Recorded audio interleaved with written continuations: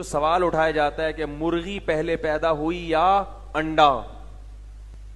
یہ بھی اس لیے اٹھایا جاتا ہے کہ یہاں آ کے انسانی عقل ہتھیار ڈال دیتی ہے کہ یار انڈا تو سمجھ میں آتا ہے مرغی سے ہوتا ہے،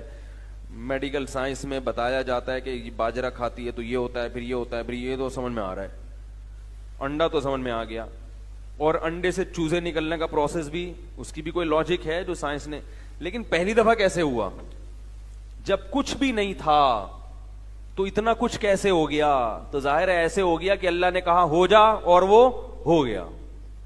وہ تو پھر اللہ نے چلا دیا، ایک چین میں سب کو چلا دیا، پہلی دفعہ ایسے ہی کون ہو جا اور وہ ہو گیا، کیونکہ اس کے بغیر ہو نہیں سکتا۔ میں اکثر مثال دیتا ہوں، ماں کے پیٹ میں دل دھڑکتا ہے جب، تو پہلی دفعہ کیسے دھڑکتا ہے اس کی آج تک کسی کی سمجھ میں لاجک نہیں آئی بھائی۔